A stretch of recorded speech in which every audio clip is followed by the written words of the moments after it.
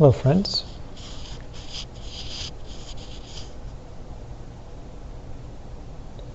I'm just doing a meditation session and recording it in case anything beneficial pops out.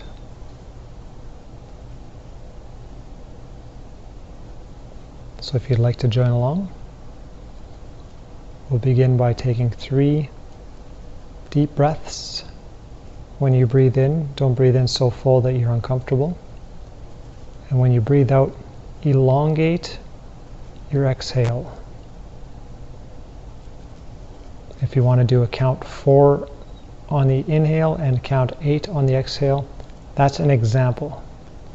What I generally do is elongate the exhale without counting, and I just draw it out comfortably. I'm not sure if you can hear it, but I'll do 1 breath. I'll do my 3 breaths, and if you're able to hear it, you'll get the sense. So a brief inhale, and then an exhale.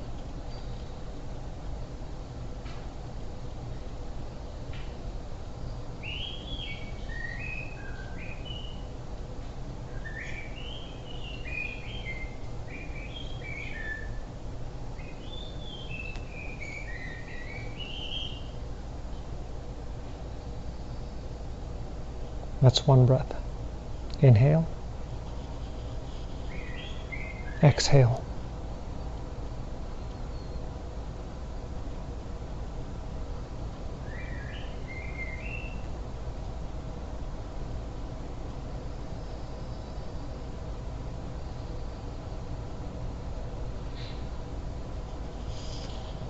That's 2 breaths. And you don't have to. It's not a competition, so if you're not breathing just like me, you're not inferior. You're just trying to cultivate a relaxed state by elongating your exhale. 1 more breath. And exhale.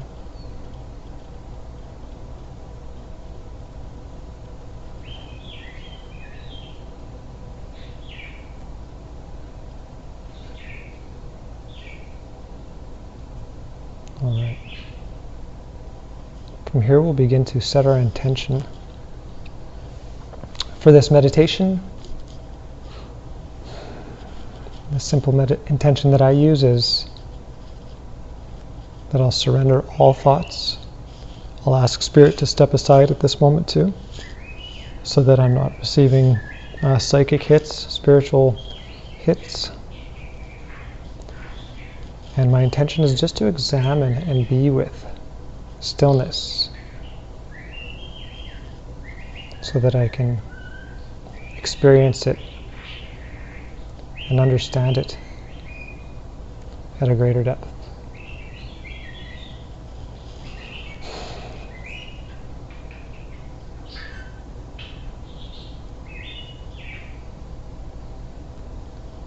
I immediately feel my awareness sinking deeper into that stillness, that consciousness, that beingness,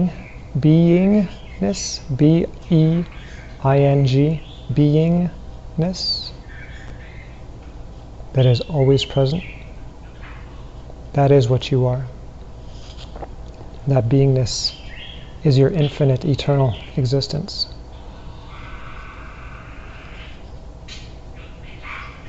That was with you prior to coming into this physical vessel and will maintain as you exit this physical vessel. This part of you is permanent. Omnipresent, Spirit says. Oh, there's Spirit coming in. I was engaging, so. Just in case some of you are wondering, well, how come Spirit's coming in when I intended it not to? As I'm expressing these ideas, it is my preference that Spirit still comes through and gives me the best revelation. I just don't need psychic hits on somebody else at the moment.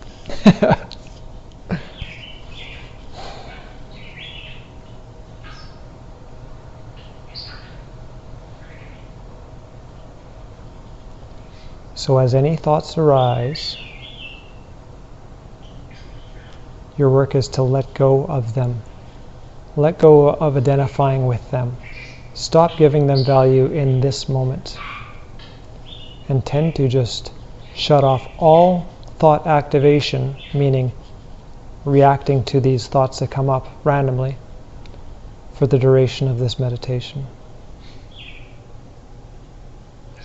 You may have a physical sensation come up. We're also going to surrender our attention from it and return back to putting awareness on awareness, putting awareness on consciousness, putting awareness on your beingness. That's the stillness. This is, Spirit is saying, this is the unmanifest. Why is it called the unmanifest? Because thought precedes all of creation. And with this style of meditation, we're discontinuing thought. We're disengaging from thought. So how can you manifest if you're not actively creating a manifestation using your thought? Because you're, in this meditation, surrendering it.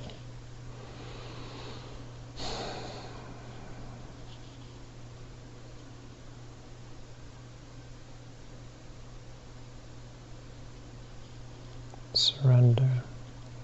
Just be with the beingness.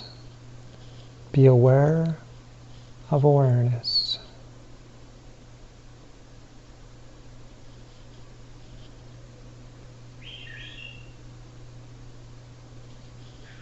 Periodically, through a meditation, you can do another breath. This will promote your relaxation deeper and deeper. There was a period of time when I'd practice meditation and I'd have a reminder alarm go off periodically. And that reminder was specifically to remind me to take another breath and deepen my state using the breath.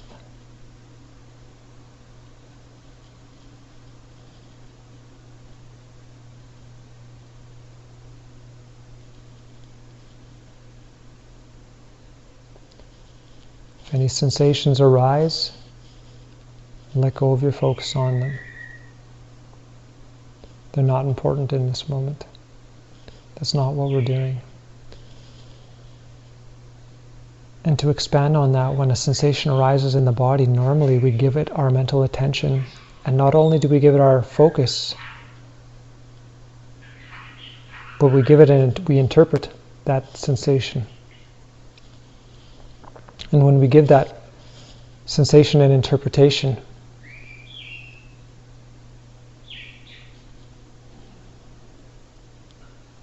we're beginning to create a manifestation regarding it, either as illness or other.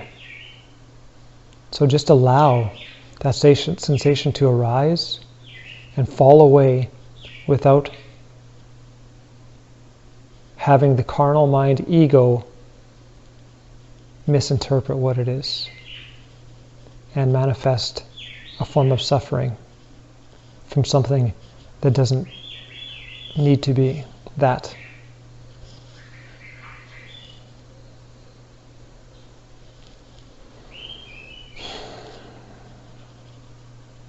So often in illness, what's happening is where we feel a sensation and we allow our carnal mind, ego, to interpret it, and then that resistance of the carnal mind's interpretation of illness or resistance of pain keeps it in that loop, into that cycle. It actually affirms it. But when these sensations arise in meditation and we're not interpreting it, we allow that energy the energy of that sensation to integrate, rather than resisting its integration because we're identifying with the carnal mind's interpretation.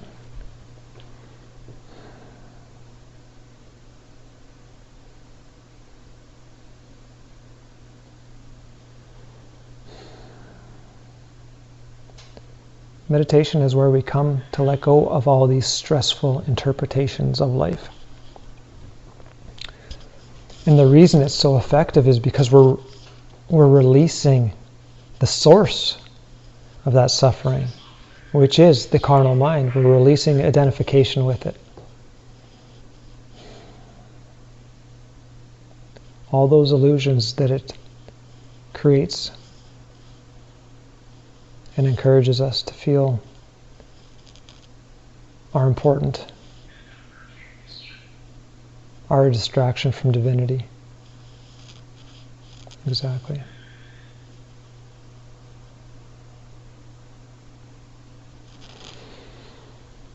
Relax.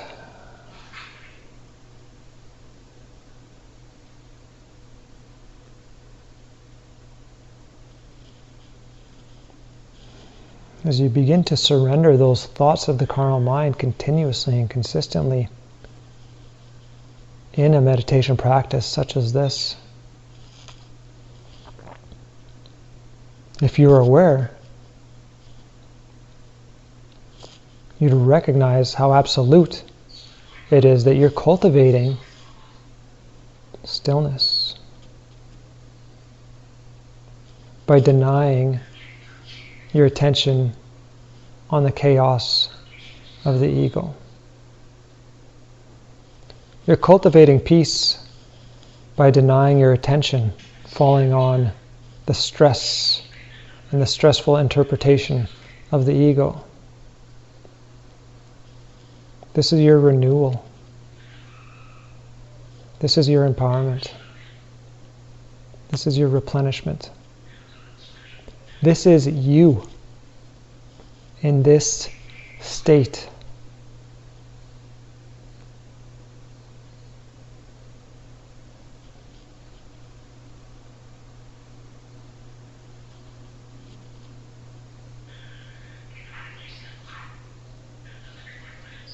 Continue to be with it.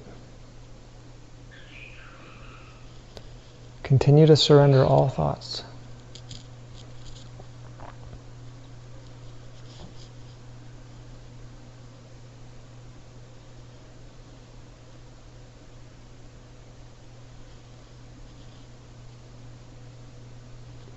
This is your natural, peaceful, loving state. It takes the ego to suggest otherwise. And this is the practice that helps us develop that space between what is us and what is ego. So in the moments we're inspired, we can make that choice to surrender the ego and be divine. Wonderful.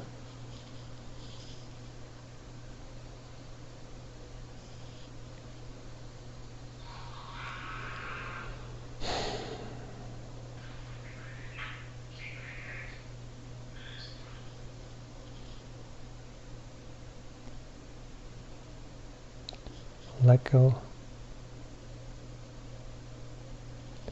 Let go of the thoughts. Let go of the sensations. Let go of my bird having a glorious time in the background. Let go.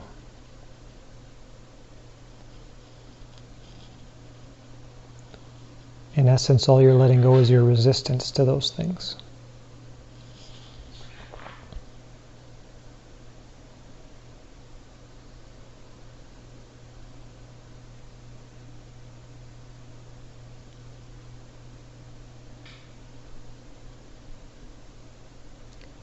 Meaning you wouldn't notice those things unless you're resistant to them.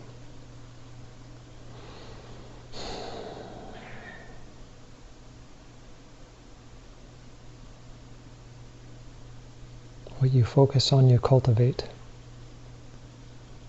Cultivate your beingness. Cultivate your awareness. Don't cultivate what you're being aware of. Cultivate your awareness of awareness itself. In the Upanishads, it says, not what the ear hears, but that whereby the ear can hear. Know this to know Brahman, and not what the fools adore. Not what the eyes see, but that whereby the eyes can see. Know this to know Brahman, and not what the fools here adore. So we aren't worried about what the eyes are seeing. What gives the eyes the capacity to see? Consciousness, your beingness. We're not worried about what we're hearing, my beautiful bird whistling. How can we hear? What gives us the ability to hear? This is where introspection matters. Science might suggest that your physical ears are the reason you can hear, but it's being inconsiderate of what's giving your ears the capacity, which is your spirit. When someone's spirit leaves the body, that body no longer hears. The capacity is maintained in spirit. That body that has no spirit in it anymore does not see anymore. The spirit maintains that capacity of sight.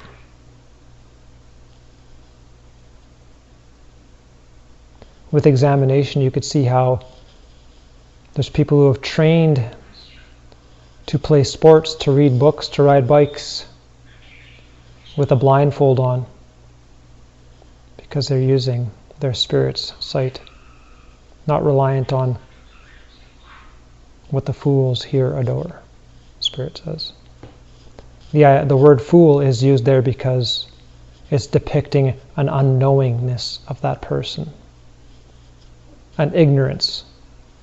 Not a term used to offend people, but a term used to provide a clear understanding of the intended message.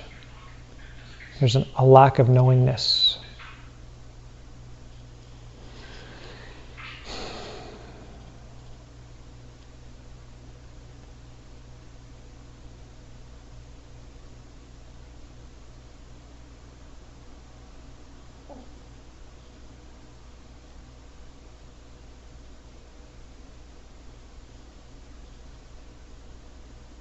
This is a wonderful way to end your day when you're in bed, falling asleep.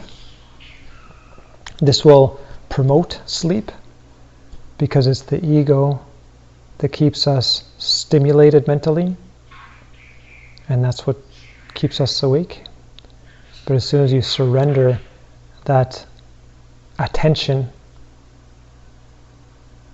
and you give it to consciousness, it's so replenishing and so relaxing that you just naturally flow.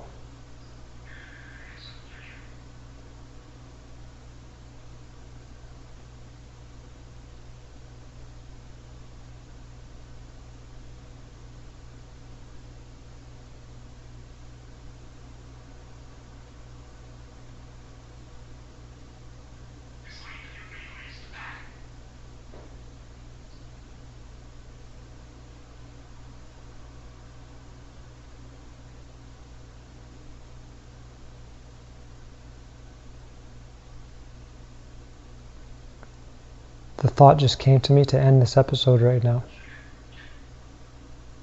I'm just using this as an example. But the episode won't end now. Why? Because I've surrendered that thought.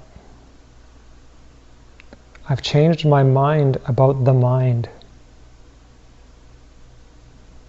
because I have a different intention in place.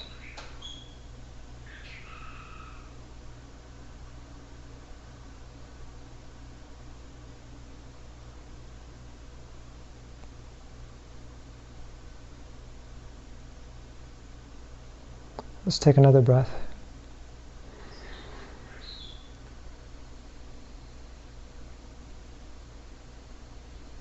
You may repeat, relax deeper and deeper internally in your mind while doing your elongated exhalation. Some people may ask, do you have to do it out loud? Say relax deeper and deeper out loud for it to be effective. No, you do not. All that matters is that consciousness understands your intent. Just like when you're having a panic attack, you don't have to say your thoughts of anxiety out loud. As long as consciousness is receiving them, the effect will be assured and manifest.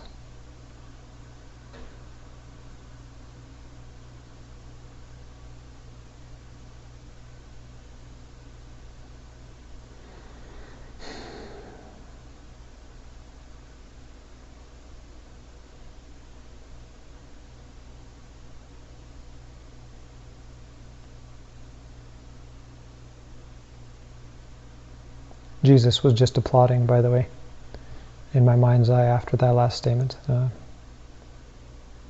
which is a validation of it. It was just a simple expression of validation of what I had said. Meaning that you don't have to say things out loud. As long as consciousness understands it, as long as you understand it, you are consciousness. As long as you understand the message, whether you say it out loud or silently in your head. If you understand what you mean, consciousness is you. You get it. Yes, bravo. Thumbs up from Jesus.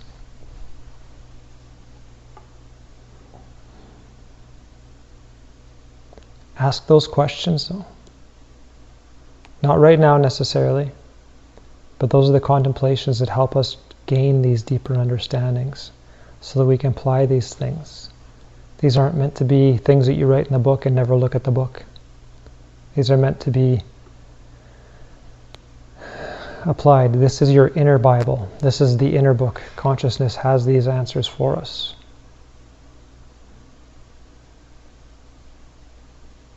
The inner Bible, the inner Bible, the inner Bible. The outer Bible is the treasure map. The inner Bible is the treasure.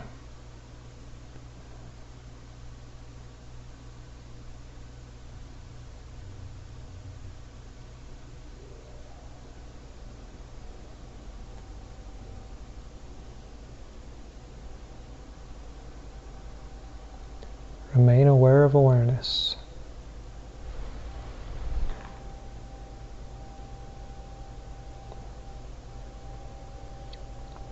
Focus on your beingness. Surrender your thoughts. Surrender your sensations. Awareness on awareness.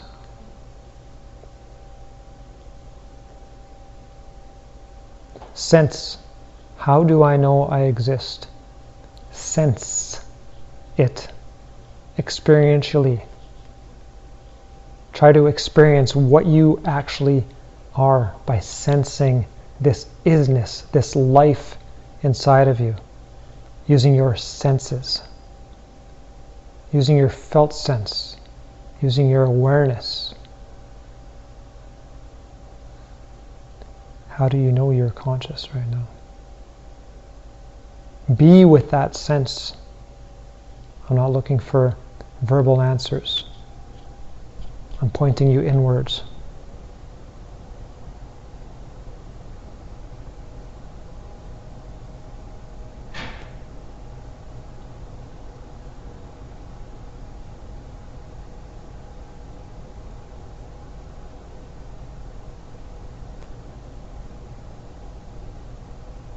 Now, when I'm doing this meditation, just to clarify on my own, there's no talking.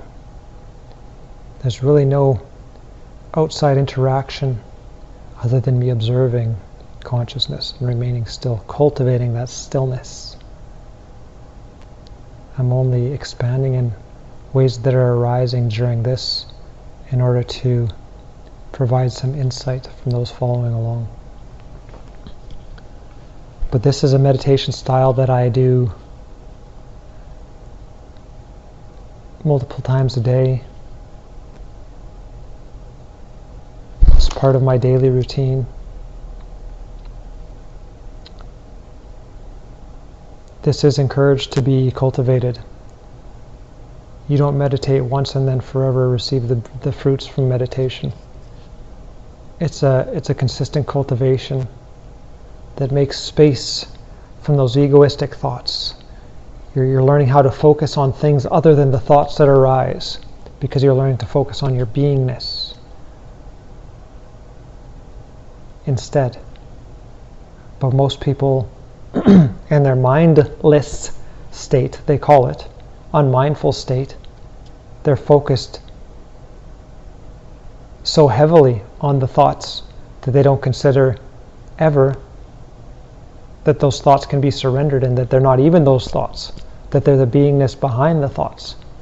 They begin to identify so thickly and intimately with the thoughts that they see those thoughts as them, without understanding how detrimental those thoughts are. Here we're practicing letting go of all of that chaotic debris, chaotic mental debris, and just being with the divine mind, the unmanifest, the stillness, and cultivating that.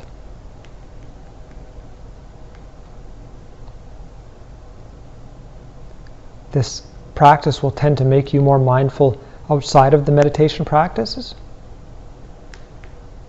But as you also develop these abilities through this practice, now when you're outside of meditation, when something happens and your ego thinks something, and you've just been practicing surrendering the mind for 15 minutes,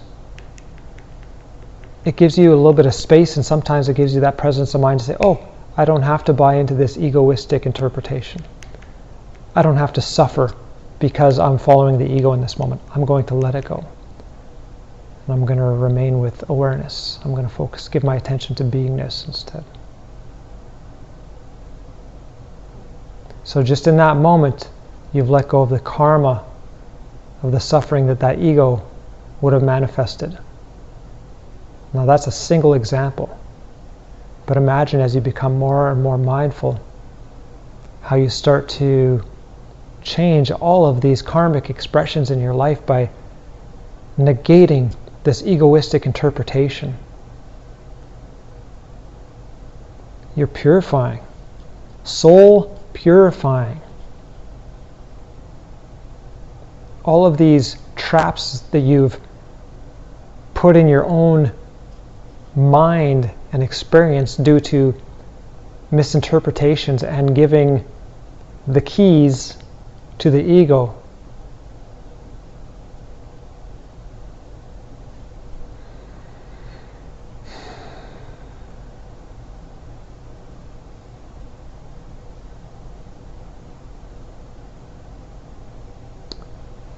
Before we close this meditation, we'll do another intention. And this intention will be that we maintain an awareness on beingness. We maintain the ability to be mindful in upcoming situations. We bring awareness to them.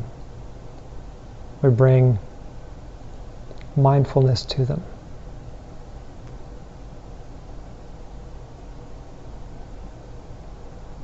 And therefore we transform them. We transmute what otherwise didn't have a choice, what seemed like, it didn't have a choice, but to be negative karma, an egoistic interpretation. We've now empowered ourselves